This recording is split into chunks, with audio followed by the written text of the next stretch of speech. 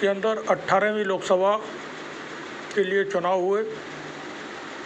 मार्च के महीने में भारतीय चुनाव आयोग ने चुनाव का कार्यक्रम घोषित किया था। 1.5 महीने चले इस कार्यक्रम का आज समापन हो गया है। 7 चरणों में ये चुनाव हुए थे और आज 1 जून को 7वें चरण के मतदान पूर्ण होने के बाद ये चुनावी प्रक्रिया आज पूरी हो गई है। अब 4 जून के दिन यानी अब से 2 दिन के बाद चुनाव के नतीजे आएंगे, मतों की गिनती होगी। इस दौरान जबकि ये चुनाव हो चुके हैं तो हम देश भर में क्या माहौल रहा और किस गठबंधन को बहुमत मिलने के आसार हैं, कौन सी पार्टी कितने सीट हासिल कर सकती है या कौन सा गठबंधन कितनी सीटें हासिल कर सकता है, इसका पूरा लेखा जोखा हम अपनी इस रिपोर्ट में बताने जा रहे हैं। राज्यवार तफसील के साथ ये रिपोर्ट है, आप सुनिएगा। हर राज्य की तमाम सीटों का हम यहाँ पर जानकारी आपको देने जा रहे हैं। देश के अंदर 543 सीटें हैं लोकसभा की, इसमें से 1 सीट का नतीजा, सूरत की सीट का नतीजा पहले ही आ चुका है और भारतीय जनता पार्टी ने ये सीट बिना किसी चुनाव लड़े जीत ली थी। अब जो नतीजे आएंगे वो 542 सीटों के नतीजे आएंगे 4 जून को। हम यहाँ पर आपको जो सीटें हैं देश के अंदर उनके बारे में बताने जा रहे हैं और ये भी बताएंगे कि कुछ जो बड़े उम्मीदवार हैं उनका क्या रिजल्ट रहने की संभावना है। सबसे पहले हम शुरू करते हैं प्रधानमंत्री नरेंद्र मोदी और गृह मंत्री अमित शाह के राज्य गुजरात से। तो गुजरात में 26 लोकसभा की सीटें हैं। गुजरात के अंदर भारतीय जनता पार्टी बहुत ताकतवर है, लेकिन इस बार उसकी ताकत में बहुत अंदर तक डेंट लगने की उम्मीद है।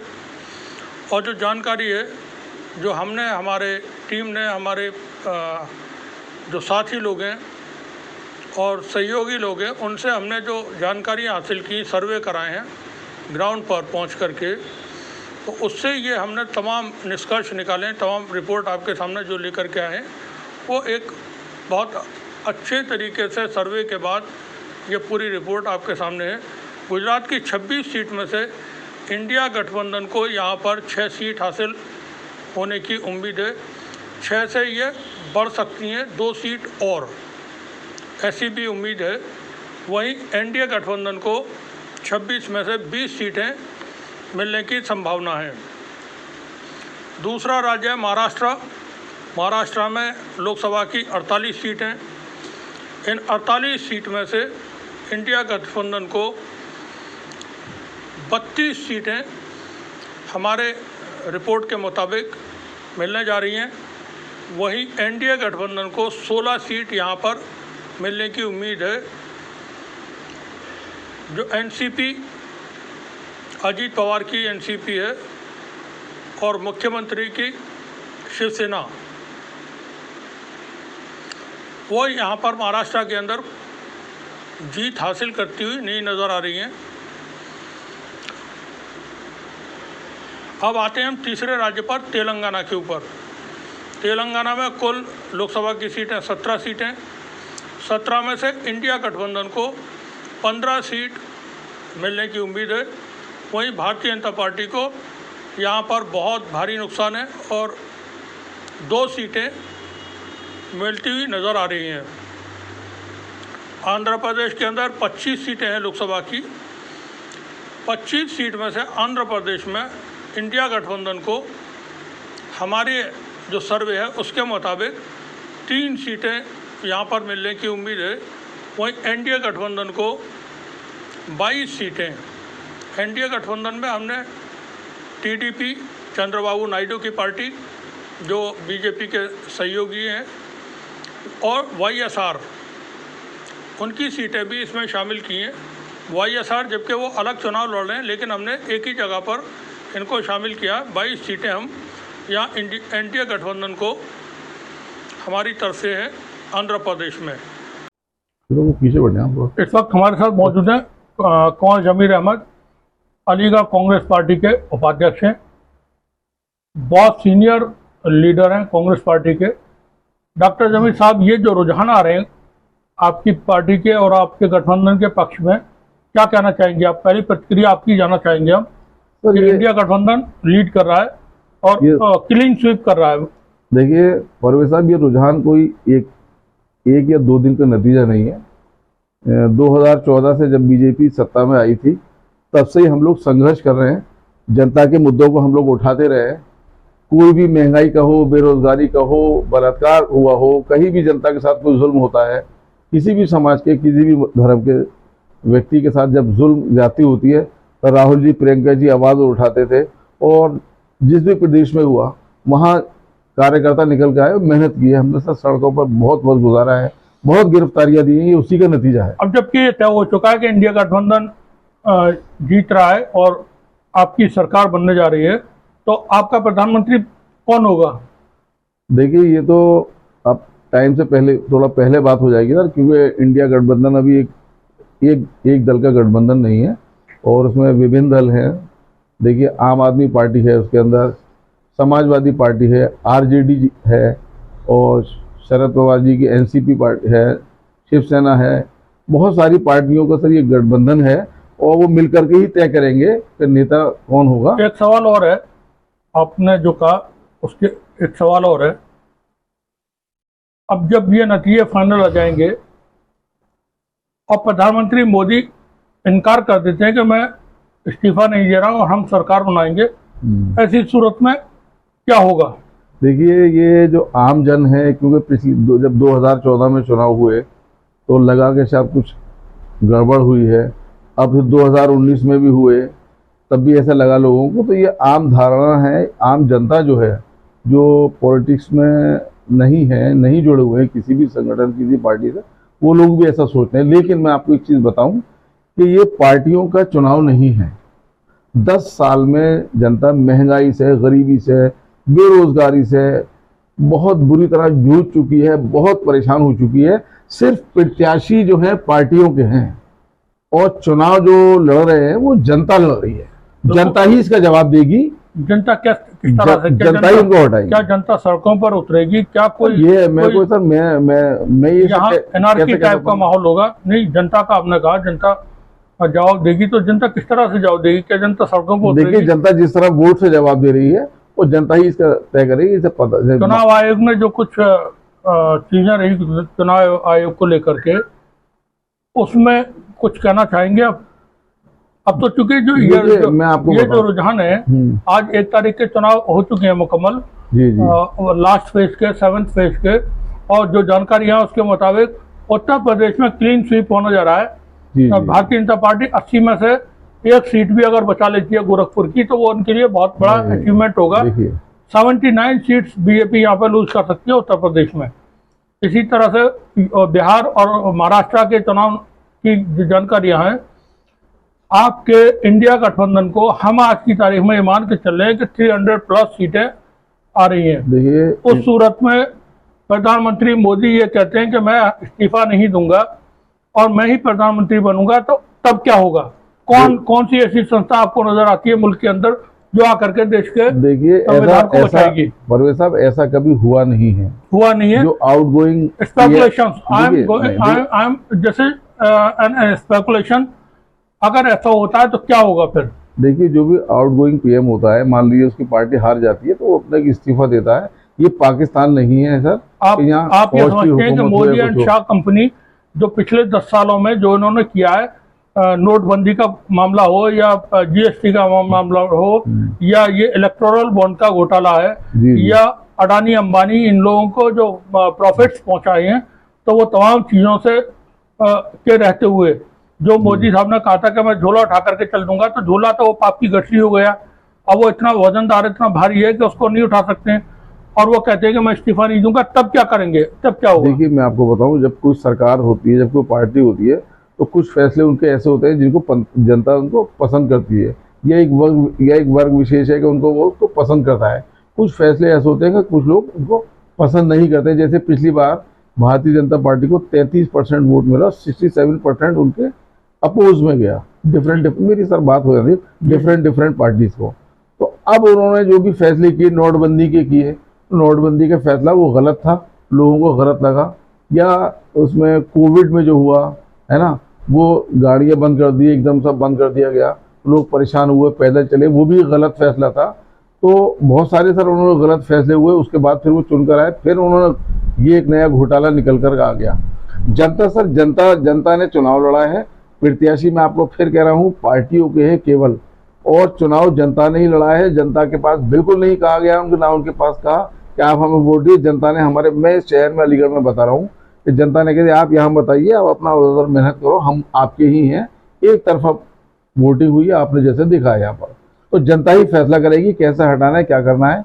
वैसे वो मुझे लगता नहीं ऐसा होगा, जब अगर वो हार रहे हैं तो वो उनको जाना पड़ेगा। अब आते हैं कर्नाटक पर। कर्नाटक के अंदर 28 सीटें हैं लोकसभा की। यहाँ पर इंडिया गठबंधन बहुत बढ़त के साथ है आगे, और कर्नाटक में 28 सीट में से 20 सीटें इंडिया गठबंधन को मिलती हुई नज़र आ रही हैं। वहीं एनडीए गठबंधन को यहाँ पर 8 सीटें मिलने की उम्मीद है। कर्नाटक में एनडीए गठबंधन को नुकसान होने जा रहा है इस बार, और यह नुकसान ज़्यादा होने जा रहा है। केरल, अगला राज्य है केरल। केरल के अंदर लोकसभा की 20 सीटें हैं, और यहाँ पर 20 की 20 सीटें इंडिया गठबंधन के खाते में जा रही है। एनडीए गठबंधन यानी बीजेपी को यहाँ पर कोई सीट हासिल होने की कोई उम्मीद नज़र नहीं आती है केरल के अंदर। अब आते हैं तमिलनाडु में। तमिलनाडु के अंदर 39 सीटें हैं। इन 39 सीटों पर एनडीए गठबंधन 0 सीट हासिल कर रहा है। वहीं 39 की 39 सीटें इंडिया गठबंधन के खाते में यहाँ पर जाती हुई दिख रही हैं। तमिलनाडु ऐसा राज्य है जहाँ पर भारतीय जनता पार्टी का खाता भी खुलने की कोई उम्मीद नहीं है। अब एक और राज्य है राजस्थान। राजस्थान में लोकसभा की कुल 25 सीटें हैं। इन 25 सीटों पे आपको बता दें कि भारतीय जनता पार्टी राजस्थान में बहुत मजबूत रही है हमेशा से, और पिछले 10 साल में यानी 2014 में और 2019 के इलेक्शन में सभी 25 की 25 सीटों पर बीजेपी की वहाँ पर जीत होती रही है। लेकिन इस बार यहाँ के नतीजे पहले जैसे नतीजे नहीं हैं। 25 सीटों में से राजस्थान की इस बार कांग्रेस पार्टी को, इंडिया गठबंधन को यहाँ पे 8 सीटें मिलती हुई नज़र आ रही हैं। वहीं एनडीए गठबंधन को 17 सीटें हमारी रिपोर्ट के मुताबिक जाती हुई दिख रही हैं। अब आते हैं उत्तर प्रदेश में। उत्तर प्रदेश देश के अंदर सबसे ज़्यादा लोकसभा सीटें हैं। यहाँ पर 80 सीटें हैं उत्तर प्रदेश के अंदर, और इन 80 सीटों पर जो इंडिया गठबंधन है, चुनाव के शुरू होने से पहले कोई इंडिया गठबंधन को नहीं मान के चल रहा था कि वो कोई बहुत अच्छा परफॉर्मेंस कर पाएगा।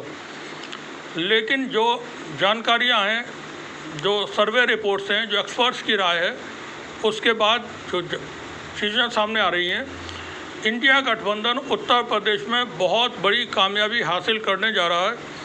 यहाँ पर 80 में से 55 सीटें कम से कम इंडिया गठबंधन को जाती हुई नज़र आ रही हैं।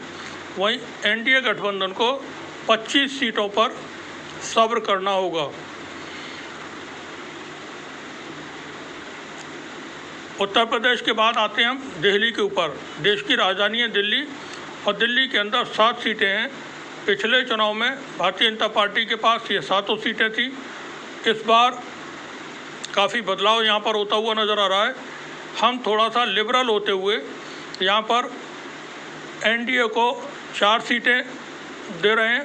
वहीं इंडिया गठबंधन को 3 सीटें दिल्ली के अंदर हम दे रहे हैं।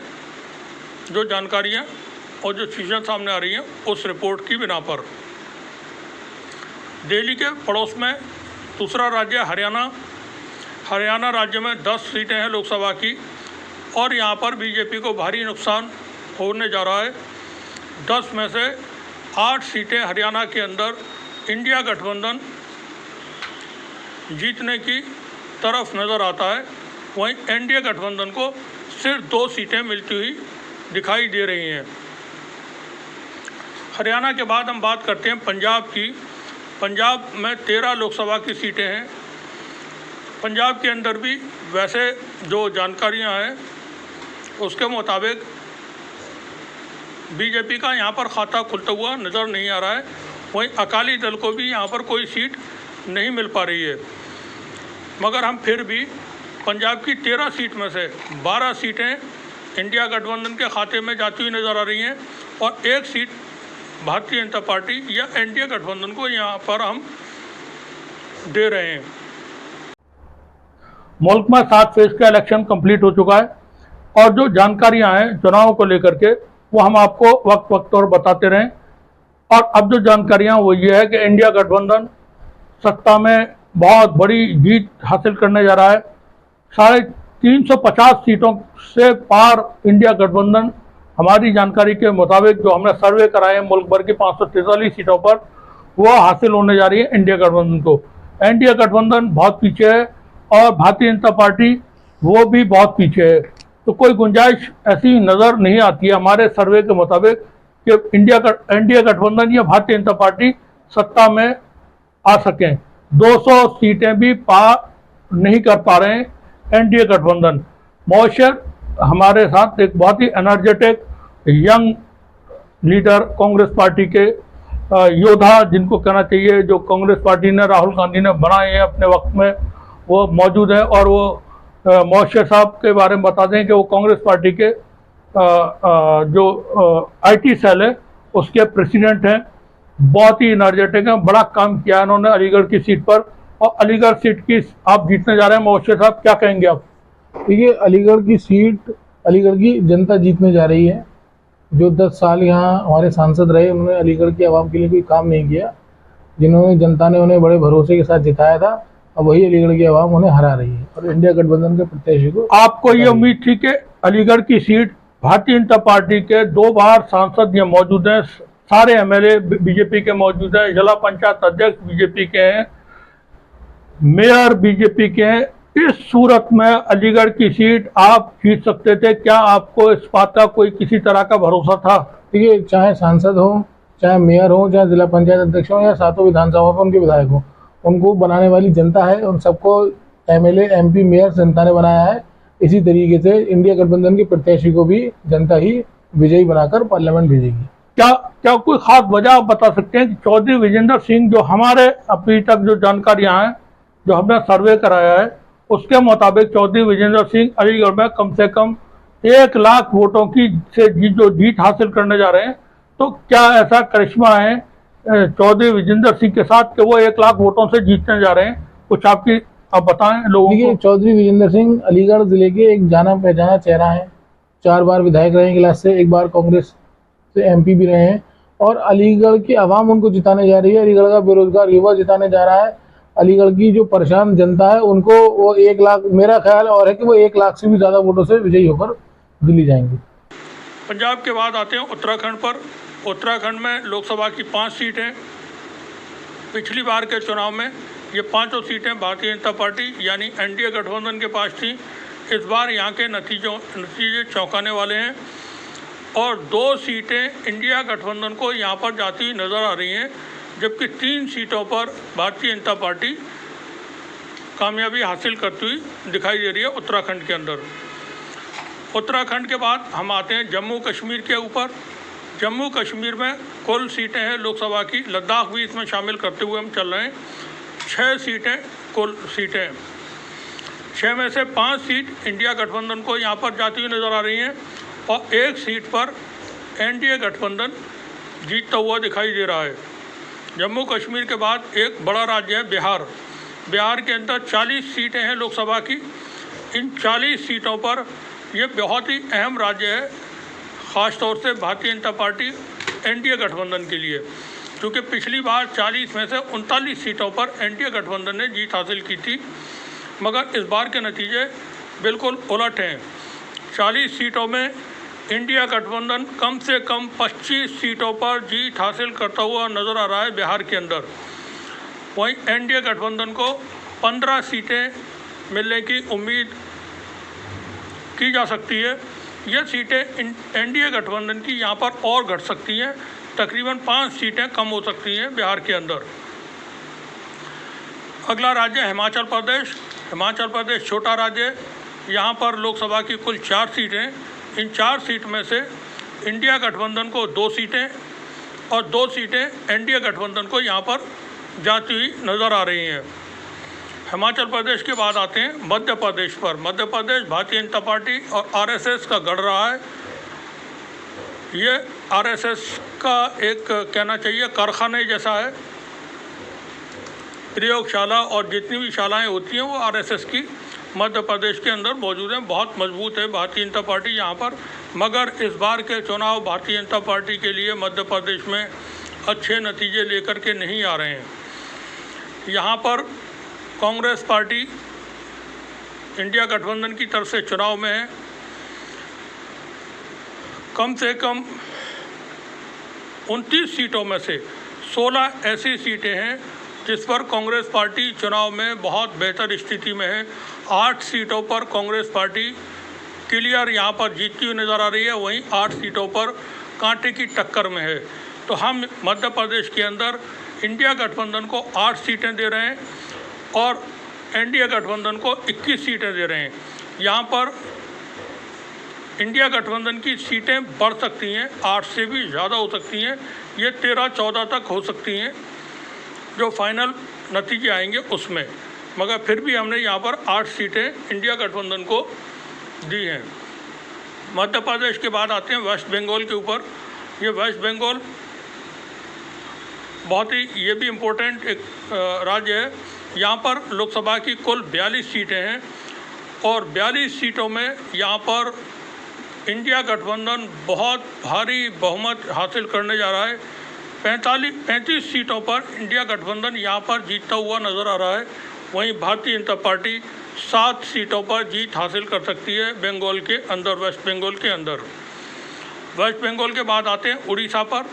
उड़ीसा राज्य में 21 लोकसभा की कुल सीटें हैं। यहाँ पर इंडिया गठबंधन को 6 सीटें मिलने की उम्मीद है। वहीं एनडीए गठबंधन को, जिसमें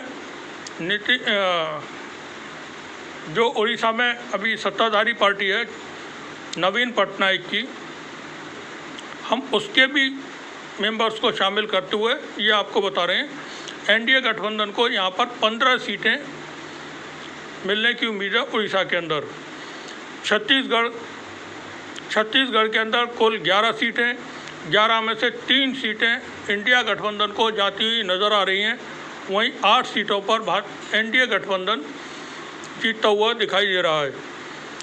छत्तीसगढ़ के बाद आते हैं झारखंड। झारखंड में नतीजे एनडीए के लिए ज़्यादा अच्छे नहीं हैं। यहाँ पर इंडिया गठबंधन 14 में से 8 सीटों पर जीतता हुआ नज़र आ रहा है। वहीं एनडीए गठबंधन को 6 सीटें मिलती हुई दिखाई दे रही हैं।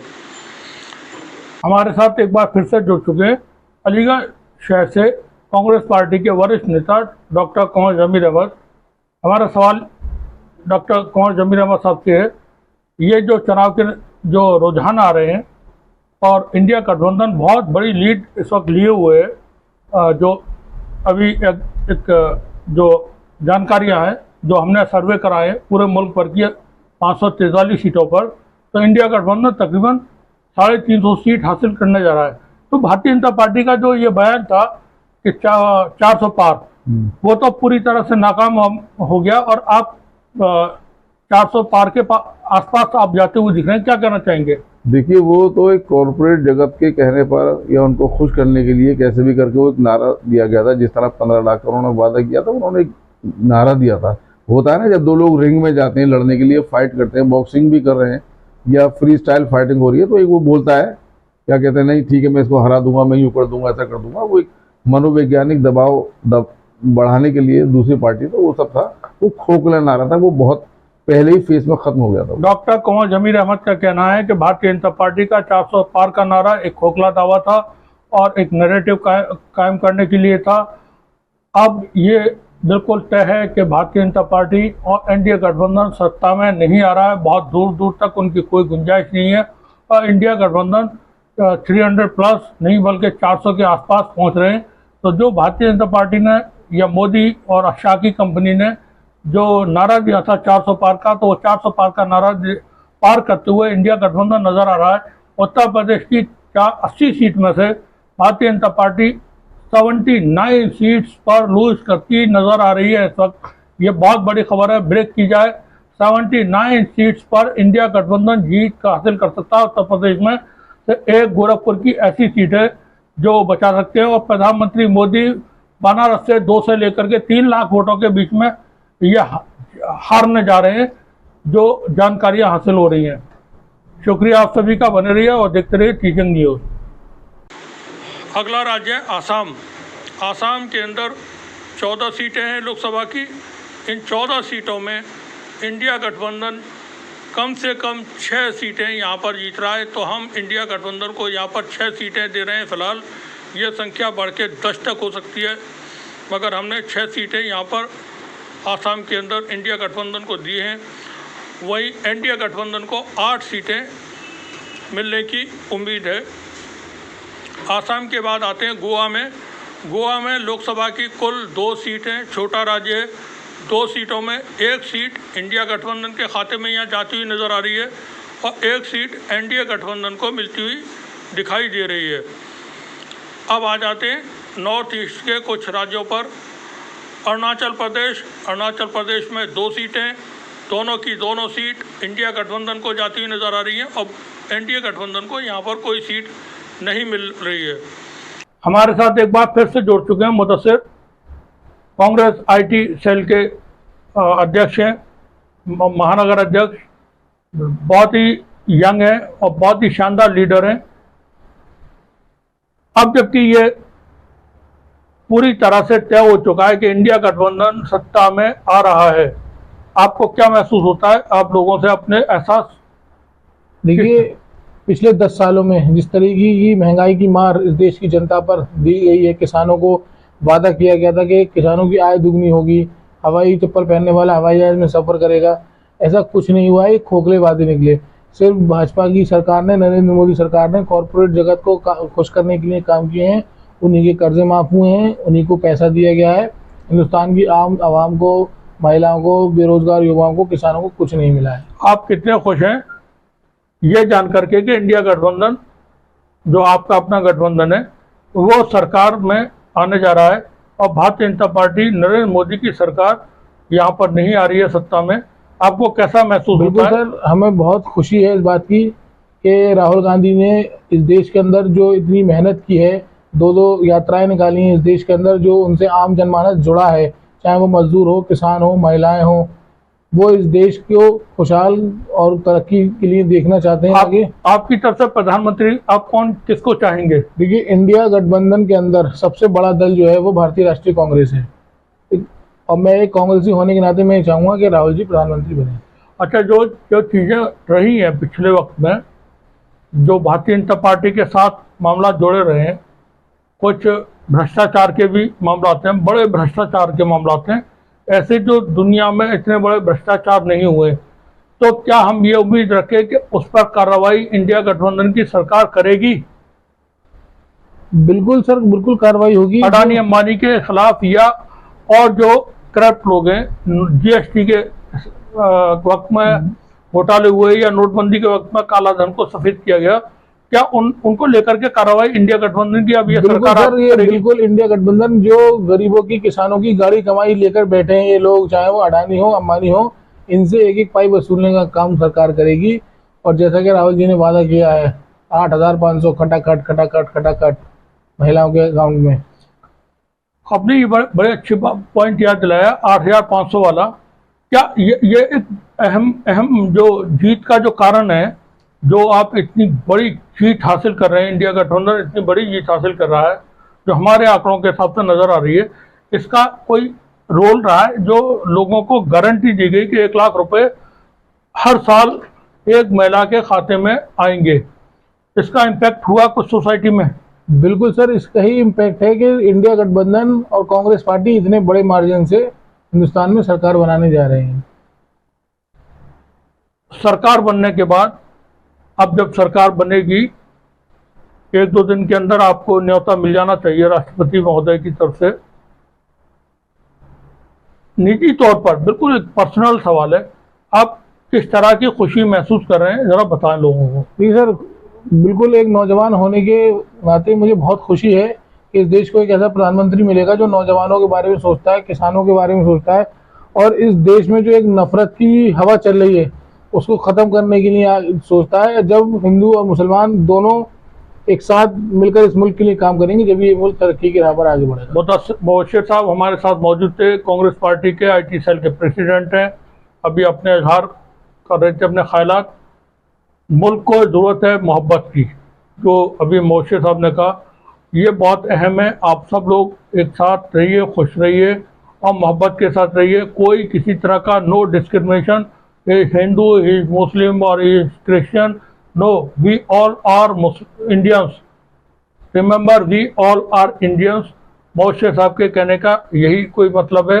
बिल्कुल, जैसा मेरी समझ में आता है, हम सब हिंदुस्तानी हैं और हम सबको इस मुल्क में प्यार से रहना है और इस मुल्क को आगे बढ़ाना है। इंडिया गठबंधन की सरकार बनती हुई नजर आ रही है। 350 से ज्यादा सीटें इंडिया गठबंधन हासिल करने जा रहा है, जो हमारी अपने सर्वे हैं, और हम हर एक सीट का जानकारी आपको यहाँ दे रहे हैं। आप देखते रहिए, बने रहिए हमारे साथ कीजंग न्यूज़। शुक्रिया सभी का। मणिपुर की बात करें तो मणिपुर में 2 सीटें, और ये दोनों की दोनों सीटें इंडिया गठबंधन के खाते में जा रही हैं। एनडीए गठबंधन को कोई सीट यहाँ पर नहीं मिल रही है। मेघालय के अंदर 2 लोकसभा की सीटें, और दोनों सीटें इंडिया गठबंधन को ये जाती हुई नज़र आ रही हैं। एनडीए गठबंधन को मेघालय में भी कोई सीट नहीं मिल पा रही है। मिज़ोरम के अंदर 1 लोकसभा की सीट है, और ये इंडिया गठबंधन के खाते में जाती हुई साफ नज़र आती है, और एनडीए गठबंधन को यहाँ पर सीट नहीं मिल पा रही है। मिज़ोरम के बाद नागालैंड में लोकसभा की 1 सीट है, ये 1 सीट इंडिया गठबंधन के खाते में जा रही है। सिक्किम के अंदर भी लोकसभा की 1 सीट है, और ये भी इंडिया गठबंधन के खाते में जा रही है। त्रिपुरा में 2 सीटें, दोनों की दोनों सीटें इंडिया गठबंधन के खाते में जा रही हैं, और एनडीए गठबंधन को कोई सीट नहीं मिल रही है। इस तरह से अगर आप देखेंगे तो नॉर्थ ईस्ट के राज्यों में एनडीए गठबंधन का खाता नहीं खुल रहा है, वहाँ पर उसके खाते में 0 सीट नज़र आ रही है। अब बात करते हैं यूनियन टेरिटरीज़ की। इसमें सबसे पहले अंडमान निकोबार, दादर नागर हवेली और दमन की बात करते हैं, तो कुल 2 सीट हैं, और 2 सीट में से दोनों की दोनों ये इंडिया गठबंधन को जाती हुई दिख रही हैं। एनडीए गठबंधन को यहाँ पर कोई सीट हासिल नहीं हो रही है। लक्षद्वीप की बात करें तो 1 सीट है लक्षद्वीप में, ये सीट लक्षद्वीप की इंडिया गठबंधन के खाते में जा रही है, और एनडीए को यहाँ पर सीट हासिल नहीं हो रही है। पौंडीचेरी में भी 1 लोकसभा की सीट है, और ये सीट इंडिया गठबंधन के खाते में जाती हुई दिखाई दे रही है। एनडीए को यहाँ कोई सीट नहीं मिल रही है। अब जब हम कैलकुलेट करते हैं, जो हमने तमाम पूरे देश के हर राज्य के जो आंकड़े डाटा बताए हैं, उनका अगर हम जोड़ करते हैं तो 542 सीटों में कुल योग में से, क्योंकि 1 सीट सूरत की भारतीय जनता पार्टी पहले जीत चुकी है, जो नतीजे आएंगे 542 सीटों के आएंगे। 542 में से इंडिया गठबंधन 338 सीटें जीत करके पूर्ण बहुमत हासिल कर रहा है। आप ध्यान रखें, इंडिया गठबंधन को हमारी जो रिपोर्ट है उसके मुताबिक 338 सीटें हासिल हो रही हैं, वहीं एनडीए गठबंधन को कुल 204 सीटें यहाँ पर मिलती नज़र आ रही हैं, जिसमें भारतीय जनता पार्टी 169 सीटें, सूरत की 1 सीट और जोड़ देते हैं तो 170 सीटें भारतीय जनता पार्टी को अकेले अपने दम पर हमारी जो रिपोर्ट है उसके मुताबिक मिलने जा रही है। और हम ये समझते हैं कि हमने जो रिपोर्ट तैयार की है वो बहुत अच्छे कैलकुलेशंस और अच्छे एक्सपर्ट से सलाह मशवरा करके और जो ज़मीन पर हमारे लोगों ने काम किया, जानकारियाँ लोगों से हासिल की, उसके बाद ये तमाम रिपोर्ट तैयार किए। तो हम ये समझते हैं कि इनमें नतीजों में और फाइनल नतीजों में कोई ज़्यादा अंतर नहीं होगा। हम 238 जो इंडिया गठबंधन की सीटें उसमें प्लस माइनस सिर्फ 5 सीट्स कर सकते हैं। इसी तरह से जो एनडीए गठबंधन का 204 का जो फिगर है उसमें प्लस माइनस सिर्फ 5 सीट्स, या तो 5 सीट घट सकती हैं या 5 सीट बढ़ सकती हैं। ये वो नतीजे हैं जो जनता ने मतदान किया है और जो एक निष्पक्ष जानकारी लोगों के ज़रिए और एक्सपर्ट्स के ज़रिए जुटाई गई है। इसके अलावा दूसरी तरह के भी नतीजे आ सकते हैं और दूसरी तरह के जो नतीजे हैं वो नतीजे चुनाव आयोग के कर्मचारी, ईवीएम, ये तमाम चीज़ें मैटर करेंगी। चूँकि चुनाव आयोग ने जिस तरह से इलेक्शन के बाद इलेक्शन के दौरान रोल अदा किया है वो देश से छिपा हुआ नहीं है। और जो भारत के चुनाव आयुक्त थे राजीव कुमार, वो भारत के इतिहास में बहुत बुरे शब्दों में याद रखे जाएंगे। उन्होंने किसी तरह का भी ऐसा कोई काम नहीं किया जो लोगों को समझ में आए या नज़र में आए कि हाँ, निष्पक्ष चुनाव कराने की कोशिश चुनाव आयोग की तरफ से की जा रही है। हर बार चुनाव होने के कई दिन बाद, 10-11 दिन के बाद उन्होंने परसेंटेज ऑफ वोट बताएं। वोट ये नहीं बताए कितने वोट किस सीट पर पड़े हैं, सिर्फ परसेंटेज बताएं। और वो भी जो जानकारियाँ हैं 1 करोड़ से ज़्यादा वोट बढ़ा करके बताए गए हैं। जो पहले बताए गए थे और जो बाद में बताए गए उसमें 1 करोड़ से ज़्यादा वोटों का फ़र्क चुनाव आयोग की तरफ से दिया गया है। अब ये चुनाव आयोग के ऊपर निर्भर करेगा, चुनाव आयोग के जो अधिकारी हैं, कर्मचारी हैं, जो नीचे गिनती करेंगे कि वो किस तरह से नतीजे जारी करते हैं। नतीजे जारी करने का जो काम है वो चुनाव आयोग के अधिकारी हर ज़िले में जो मौजूद होते हैं उनके हाथ में होता है। जहाँ जहाँ जिस पार्टी की सत्ताएं होती हैं तो वो इनको प्रभावित करती हैं और वो प्रभावित होते हैं। ऐसा किसी को कोई नहीं कह सकता है कि उसमें ये लोग जब इशारा मिल जाता है या आदेश मिल जाता है कि हमको ये सीट हर हाल में चाहिए तो वो सीट फिर उसको उस पार्टी को जिता करके दी जाती है। तो हम ये मान के चलते हैं कि 2 तरह के नतीजे हो सकते हैं।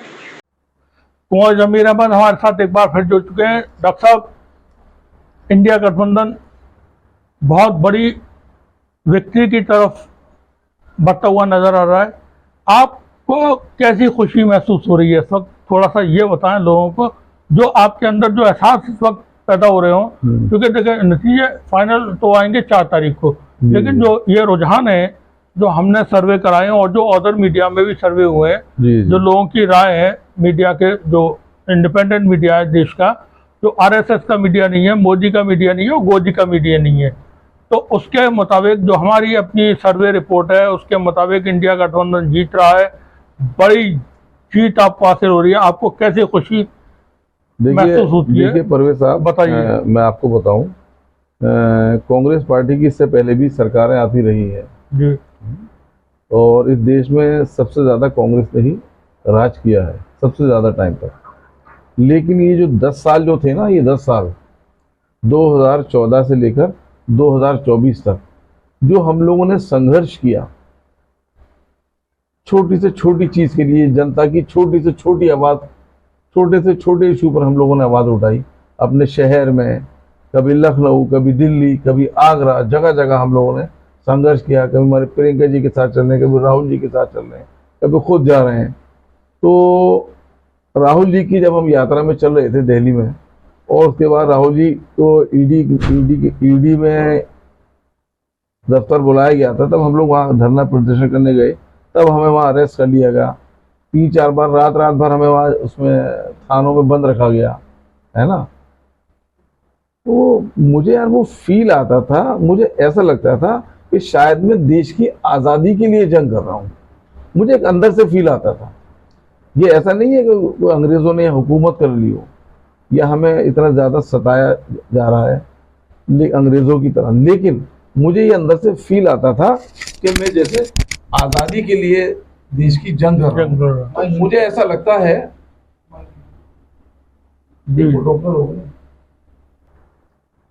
देखिए परवेज साहब, कांग्रेस पार्टी की सरकार है, इससे पहले भी आती रही है और सबसे ज़्यादा देश में कांग्रेस पार्टी ने ही राज किया, तो वो फील एक अलग होता है। लेकिन 2014 से लेकर के 2024 तक जो ये 10 साल का वक्फा रहा, ये पीरियड रहा, तो इस पीरियड में हमने बहुत ज़्यादा संघर्ष किया, क्योंकि सरकार ने सत्ता का दुरुपयोग किया। एक होता है सदुपयोग, एक होता है दुरुपयोग। तो सरकार ने सत्ता का दुरुपयोग किया, तमाम एजेंसीज का मिसयूज किया है, और बहुत सारी चीज़ें रही, तो डिटेल में मैं नहीं जाना चाहता। तो हम लोगों ने बड़ा संघर्ष किया, कांग्रेस ने ज़्यादा संघर्ष किया है, और पार्टीज भी करती रही, नहीं कांग्रेस ने ज़्यादा संघर्ष किया। हमारा जो सवाल था वो ये था कि अब जब इंडिया गठबंधन तमाम सर्वे तमाम जानकारियों के मुताबिक सत्ता में आ रहा है, बहुत बड़ी लीड मिली हुई है आपको क्या महसूस? मैं सर वो थोड़ा सा डिटेल में हो जाएगा, थोड़ा पब्लिक समझ जाए। देखिए जो हम उसको बताना चाहते हैं, आप जो खुशी वाली बात करें मैं वही बता रहा हूँ। तो कभी मान लो प्रियंका जी कहीं आ रही है आगरा में, किसी स्टार्टअप को पुलिस अभिरक्षा में मार दिया गया, तो हम लोग वहाँ पहुँच रहे हैं। कभी क्या कहते हैं भट्टा पार्सल पर राहुल जी आ गए तो वहाँ पहुँचा जा रहा है। कभी हाथरस की बेटी का बलात्कार हुआ तो वहाँ पहुँचा जा रहा है, वहाँ पुलिस हम लोगों को दौड़ा रही है। कभी अब राहुल जी की यात्रा में चल रहे हैं, कभी मालूम है ईडी के सामने राहुल जी को जब बुलाया गया तो हम यहाँ अपने अलीगढ़ से पहुंचते हैं, जगह जगह से लोग पहुंचते हैं, तो वहाँ पुलिस हमें गिरफ्तार कर लेते, रात भर थाने रखती है, 12-1 बजे छोड़ा जाता है, फिर हम 2-3 बजे अपने घर पे आ रहे हैं आकर के, है ना, बीवी बच्चों को छोड़ के अपना लगे हुए थे। मुझे जो जब वहाँ पुलिस ने गिरफ्तार करती है, राजनीतिक वो होते हैं बंदी, तो मुझे उस वक्त ये फील आता था, अंदर से फीलिंग आता था और एक जोश आता था कि शायद मैं देश की आज़ादी के लिए जंग कर रहा हूँ। एक ये फील आता था, जबकि देश में कोई कब्जा नहीं है किसी मुल्क किसी का, एक पार्टी की हुकूमत है, ठीक है, तो लेकिन मुझे एक फील आता था अंदर से कि यार मैं शायद मैं कोई आज़ादी की जंग लड़ रहा हूँ। सर प्लीज़ मेरी बात हो जाती है। अब जो जैसे हमें लग रहा है, तो अल्लाह करे ऐसा हो, जो रुझान आ रहे हैं, जो सर्वेज आ रहे हैं, जो रिपोर्ट्स आ रही हैं, ग्राउंड की रिपोर्ट आ रही है, तो उससे लग रहा है हमारा इंडिया गठबंधन 300 से ऊपर जा रहा है और सरकार बना रहा है। तो सर आप खुशी का अंदाजा आप लगा नहीं सकते कि मेरा दिल चाहता है कि अपना इंडिया गठबंधन की सरकार बन जाए और मैं सड़कों पर नाचूं जाकर के। आप यकीन मानिए हमारी जानकारियां कुछ इस तरह की हैं, हम अपने रिपोर्ट्स में ये बात बता भी रहे हैं। खुद प्रधानमंत्री नरेंद्र मोदी जो ये कहते थे कि मुझे माँ गंगे ने बुलाया है, अब माँ गंगे का आदेश है कि आप वापस जाइए गुजरात, वो चुनाव हारने जा रहे हैं बनारस से। बिल्कुल, इस पर कुछ कहना चाहेंगे आप? देखिए बनारस में हमारे उत्तर प्रदेश कांग्रेस पार्टी के जो अध्यक्ष हैं पूर्व मंत्री श्री अजय राय जी, बहुत ही क्रांतिकारी नेता हैं, बहुत बहादुर नेता हैं, बहुत अच्छी उनकी संगठन में पकड़ है, और उनके आने के बाद उत्तर प्रदेश का अध्यक्ष बनने के बाद पार्टी में एक नई ऊर्जा सी आ गई है और तमाम लोग उनको चुनाव लड़ रहे हैं, वो बड़ी मेहनत कर रहे हैं और मुझे पूरी उम्मीद है कि वो बनारस से कम 2 से 2.5 लाख वोटों से विजयी होंगे। तमाम पार्टियां उनको सपोर्ट करिए, समाजवादी पार्टी हो, आम आदमी पार्टी हो, आम जनता हो, हर आदमी उनको सपोर्ट कर रहा है। अब जब आपकी सरकार बन जाएगी तो क्या हम ये भी मान के चलें कि बदले की कार्रवाइयां करेंगे आप? देखिए सर, ये पाकिस्तान नहीं है, हिंदुस्तान है। गलत को जब हमने गलत कहा है तो गलत के खिलाफ जो भी जिसने गलत किया होगा तो साहब वो सरकार उसके खिलाफ कार्रवाई करेगी। बदले की कार्रवाइयां?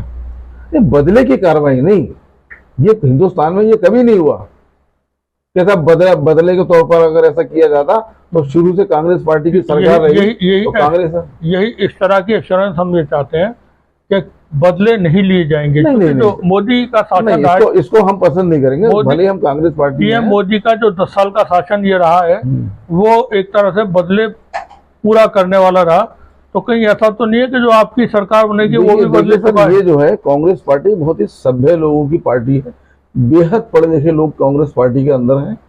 आम आदमी पार्टी में बहुत पढ़े लिखे बहुत कायदे के लोग हैं, तो ये सर ये तमाम पढ़े लिखे लोगों की पार्टियां हैं, गठबंधन पढ़े लिखे लोगों की पार्टियों का है। वो नेगेटिव सोच नहीं रखते हैं। केवल और केवल टारगेट ये होगा कि गरीबों को इंसाफ कैसे दिलाया जाए, महिलाओं को सशक्त कैसे बनाया जाए, किसानों की आय कैसे दुगनी की जाए, उनकी एमएसपी के रेट उनको दिए जाएं और किसानों के कर्जे माफ किए जाएं, लोगों को 24 घंटे बिजली मिले, कम दाम में ना मिले तो आधे दाम में मिले। ये सब चीजें होंगी। बच्चे हमारे आगे कैसे बढ़े, आईपीएस आईएएस बने, देश हमारा तरक्की करे। राहुल जी ने कानपुर में जाकर कहा था कि मैं ये चाहता हूं कि जब चाइना का आदमी, अगर कोई लड़का, कोई युवा वहां मोबाइल चला रहा हो, वो कहेगा मोबाइल बहुत अच्छा है, फिर जब वो पीछे पलट के देखे वो लिखा होगा मेड इन कानपुर, फिर वो कानपुर आए टूरिस्ट वीजा लेकर के और यहाँ के लड़कों को आकर के पैसा दे कि साहब आप आइए, हमारे देश में आइए। आप हम वो वाला भारत चाहते हैं सर। बदले की भावना से तो हम और पीछे चले जाएंगे। आपका बहुत बहुत शुक्रिया डॉक्टर कुंवर जमीर अहमद, कांग्रेस पार्टी के वरिष्ठ लीडर बहुत थे हमारे साथ, जो बता रहे थे अभी तक। शुक्रिया। उत्तर प्रदेश के हम थोड़ा सा और बात करना चाहेंगे अपनी इस रिपोर्ट में। उत्तर प्रदेश में जो हमने 55 सीटें इंडिया गठबंधन को दी हैं, वो दिल तंग करके, सख्त करके सीटें दी हैं। ये सीटें और बहुत ज़्यादा बढ़ सकती हैं इंडिया गठबंधन की फाइनल नतीजों में, अगर ईमानदारी से नतीजे आते हैं।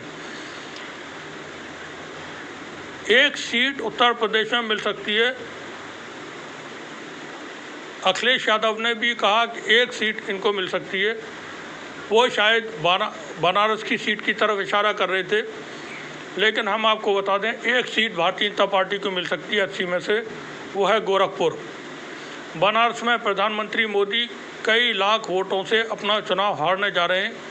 अगर चुनाव आयोग के अधिकारियों ने ईमानदारी के साथ नतीजे घोषित किए तो कम से कम 2 लाख वोटों से प्रधानमंत्री मोदी, आप याद रखिएगा, चुनाव हारने जा रहे हैं बनारस के अंदर।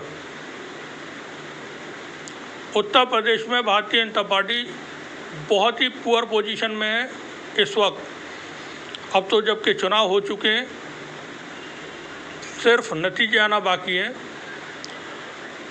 हम ये कह सकते हैं कि भारतीय जनता पार्टी ने जो चुनाव लड़ा है पूरी तरह से नकारात्मकता के ऊपर लड़ा। उनके पास प्रचारक नहीं थे, गिने चुने 3-4 लोग थे। प्रधानमंत्री मोदी खुद, गृह मंत्री अमित शाह, उत्तर प्रदेश के मुख्यमंत्री योगी आदित्यनाथ, और एक नाम और ले सकते हैं राजनाथ सिंह जी, रक्षा मंत्री, और 5वां एक नाम और जोड़ सकते हैं इसी लिस्ट में, हेमंत बिस्वा शर्मा, आसाम के मुख्यमंत्री। इन 5 के अलावा कोई ऐसा नाम नहीं रहा पूरे चुनाव में जिसको आपने प्रचार करते हुए देखा हो या जिसकी बात को लोगों ने तवज्जो दी हो। बीजेपी के अध्यक्ष हैं जेपी नड्डा, उन्होंने भी खूब रोड शो किए और जनसभाएं की हैं, मगर उनको कोई सुनने को या उनकी बात पे कोई असर नहीं होता है। कोई पब्लिक उनकी बातों पे अट्रैक्ट नहीं होती है। मोदी लोगों को अट्रैक्ट करते थे, मगर इस चुनाव में जिस तरह से उनका बोलचाल रही, उनके भाषण रहे और कोई मुद्दे की बात नहीं की, जनता के सरोकार से जुड़े हुए कोई उन्होंने बातें नहीं की, इससे लोगों को निराशा हासिल हुई। और निराश लोग पहले भी थे, क्योंकि न रोज़गार है, न कारोबार है, न कोई और जो उन्होंने बातें की थी 2 करोड़ नौकरियों की या स्मार्ट सिटी, ऐसे जब बातें नहीं कोई हो पाई मुकम्मल, तो उसके बाद फिर लोगों में निराशा फैली चारों तरफ कि प्रधानमंत्री मोदी सिर्फ बातें करते हैं और काम कोई नहीं कर पाते हैं। वहीं चीन को लेकर के अभी तक ये स्थिति बनी हुई है कि सुब्रमण्यम स्वामी, जो भारतीय जनता पार्टी के वरिष्ठ नेता हैं, वो अपने भाषणों में, अपनी बातों में एक्स पर उन्होंने कितने सारे पोस्ट किए और खुल करके प्रधानमंत्री मोदी का उन्होंने विरोध किया है। यहाँ तक कहा कि मोदी कायर हैं और मोदी डरते हैं चीन से, चीन का नाम लेने से डरते हैं। उनके तमाम ट्वीट्स आपको मिल जाएंगे एक्स पर। सुब्रमण्यम स्वामी ने अपने ट्वीट में बताया, इंटरव्यू में बताया, 4000 स्क्वायर किलोमीटर ज़मीन चाइना ने भारत की घेरी हुई है। और प्रधानमंत्री मोदी कहते हैं कोई गुस्सा नहीं, कोई आया नहीं। ये तमाम बातें जनता ने जब देखी तो वो मोदी की बातों पे भरोसा करने को इस बार तैयार नहीं हुए। साथ ही संविधान को लेकर के जो एक मुद्दा बना वो भारी पड़ा एनडीए गठबंधन के ऊपर। भारतीय जनता पार्टी के कई सारे लीडर्स ने संविधान को लेकर के जो बयान दिए थे उससे पूरे इलेक्शन में इंडिया गठबंधन को बड़ी ताकत मिली। इंडिया गठबंधन की तरफ से लीडरशिप बहुत थी और राहुल गांधी ने जो बातें कही वो चुनाव के अंदर मुद्दे बनी। राहुल गांधी और कोई भी लीडर ऐसा नहीं है इंडिया गठबंधन का जिसने पूरे चुनाव में कोई एक शब्द भी ऐसा कहा हो जिसके ऊपर कंट्रोवर्सी हो सके। भारतीय जनता पार्टी की तरफ से कोशिशें ये होती रही कि कोई कुछ बोलता है तो उसको लेकर के बात को उछाला जाए, क्योंकि मुद्दों पर बात करने के लिए प्रधानमंत्री मोदी खुद तैयार नहीं थे। वो भैंस खोलने से लेकर के वो मुजरे तक पहुँचे, मछली और पता नहीं क्या क्या उन्होंने बातें की। रोज़गार की बात कभी नहीं की, महिला सुरक्षा की बात कभी नहीं की, चीन से भारत की ज़मीन हम वापस लेंगे नहीं बोले। वो बस लोगों को बहकाने में जो उनकी अपनी पुरानी एक अदा है, टैक्टिस है, उस पर उन्होंने काम किया। शायद उनको यही भाता था और वो इसी तरीके से काम करने के आदी हैं। अब जबकि चुनाव हो चुके हैं, सिर्फ नतीजे आना बाकी है, 2 दिन बाद वो नतीजे भी आ जाएंगे। एक और चिंता लोगों में सता रही है, वो बहुत परेशान करने वाली खबर है कि क्या प्रधानमंत्री मोदी इन नतीजों के बाद भी सत्ता छोड़ेंगे, क्योंकि बहुमत तो किसी भी तरह से एनडीए गठबंधन दूर दूर तक बहुमत के आसपास भी नहीं है। उसे कम से कम 70 सीटों की कमी यहाँ पर है। और अपने निजी तौर पर देखें तो ये और ज़्यादा हो जाती है, 110 से भी ज़्यादा। तो इतना बंदोबस्त कहाँ से करेंगे और क्या प्रधानमंत्री मोदी इन नतीजों के बाद भी सरकार को छोड़ेंगे? क्योंकि देखें, जो जानकारियाँ हैं, संसद के अंदर सिक्योरिटी बदल दी गई है। सीआईएसएफ और पार्लियामेंट सिक्योरिटी फोर्सेस जो पहले पार्लियामेंट की सुरक्षा करती थी उनको हटा करके सीआरपीएफ की तैनाती कर दी गई है। तकरीबन 3500 सोल्जर्स सीआरपीएफ के वहाँ पर तैनात किए गए। पार्लियामेंट के अंदर मॉक ड्रिल हो रही हैं और वहाँ जो चूँकि सरकार के पास एजेंसियाँ हैं, आईबीए और तमाम इंटेलिजेंस एजेंसियाँ हैं, हो सकता है उनके पास किसी तरह की खबरें हों।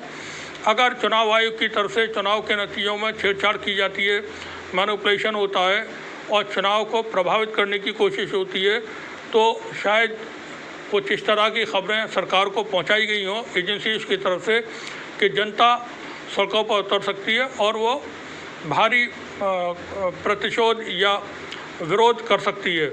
और ऐसे में हो सकता है संसद के ऊपर में भी जाकर के लोग घुस जाएं। तो शायद संसद के को लेकर के जो सुरक्षा बदली गई है, साथ ही देश के जो थल सेना अध्यक्ष हैं मनोज पांडे, जिनका रिटायरमेंट अभी मई के महीने में होने जा रहा था, 31 मई को, उनको 1 महीने का एक्सटेंशन दिया गया है। तो यहाँ भी जो बातें हैं वो इस तरह की हो रही हैं कि क्या इसमें भी कोई साजिश है। थल सेना अध्यक्ष को 1 महीने का एक्सटेंशन क्यों दिया गया है? क्योंकि वीके सिंह जिस वक्त सेना अध्यक्ष थे, थल सेना अध्यक्ष थे, और अन्ना का आंदोलन जिस वक्त दिल्ली के अंदर चल रहा था 2012 में, उस वक्त एक बड़ी खबर आई थी कि भारत की सेना ने, थल सेना ने पानीपत तक मूवमेंट किया था। आगरा से राजपूताना रेजिमेंट पानीपत पहुंच गई थी और उसकी जानकारी सरकार को नहीं थी। अचानक से वो वहाँ पहुँच गई थी और बड़ा बवाल हुआ था। बाद में कुछ जानकारियाँ इस तरह की थी कि वीके सिंह के यहाँ पर जब तलाशी ली गई तो उनके यहाँ पैरेलल पूरा एक सिस्टम मिला था जो सर्विलांस या इंटेलिजेंस वगैरह की जानकारियाँ हासिल करने के लिए लगाया गया हुआ था वहाँ पर। तो जो सेना अध्यक्ष मनोज पांडे को एक्सटेंशन मिला 1 महीने का, उस पर लोग बात कर रहे हैं कि सेना अध्यक्ष को क्यों दिया गया है चुनाव के वक्त में। शेयर बाज़ार का हाल बुरा है, शेयर बाज़ार को थाम के रखा गया। सरकार ने जितने इन्वेस्टर्स हैं जो आरएसएस और बीजेपी के सिंपैथाइजर्स हैं, गुजरात के कारोबारी हैं, उनको कहा हुआ था कि शेयर बाज़ार को रोक के रखें, मगर शेयर बाज़ार के अंदर भारी उथल पुथल चुनावों के दौरान होती रही है। 4 तारीख को शेयर बाज़ार क्या होगा, धराशायी होगा, ऊपर जाएगा, किधर होगा, वो नतीजों के बाद तमाम चीज़ें सामने आ जाएंगी। लेकिन जो जानकारियां हैं, जो हमने रिपोर्ट पेश की है, उसके मुताबिक इंडिया गठबंधन पूर्ण बहुमत के साथ सरकार बनाने जा रहा है और एनडीए गठबंधन दूर दूर तक बहुमत के आसपास भी नहीं है। कुल 204 सीटें एनडीए गठबंधन को मिल रही हैं। 170 सीटें भारतीय जनता पार्टी को हमारी रिपोर्ट के मुताबिक मिलने जा रही हैं। आप देखते रहिए, देखें रिपोर्ट और नतीजों से आप देखिएगा क्या नतीजे जो हमने रिपोर्ट दी है लगभग हम मान के चल रहे हैं उसी तरह के होंगे। अगर निष्पक्ष नतीजे आते हैं, चुनाव आयोग चाहे तो किसी को भी, हमने अपनी पहले भी एक रिपोर्ट में कहा था कि 543 की जगह पर 880 सीटें भी जिता सकता है। तो चुनाव आयोग के ऊपर है कि किस तरह के नतीजे करता है। ये भी बता दें कि 2029 में अगर लोकसभा के चुनाव हुए, अगर मोदी साहब प्रधानमंत्री बन जाते हैं 3rd टाइम, तो उम्मीद रखें कि चुनाव नहीं होंगे। अगर वो चुनाव होते भी हैं तो 543 सीटों पर नहीं होंगे, 880 सीटों पर होंगे। नए परिसीमन होंगे और सीटों की हर राज्य में संख्या बढ़ेगी। उस वक्त तो कोई मसला ही नहीं है चुनाव जीतने का। अगर ये चुनाव के नतीजे एनडीए गठबंधन किसी तरह से अपने पक्ष में जाते हैं उनके, और नरेंद्र मोदी तीसरी बार भारत के प्रधानमंत्री बनते हैं, तो देश का अगले कई 100 सदियों का इतिहास कुछ और होगा, ऐसा आप उम्मीद रखें। शुक्रिया आप सभी का। देखते रहिए 30 यंग न्यूज़।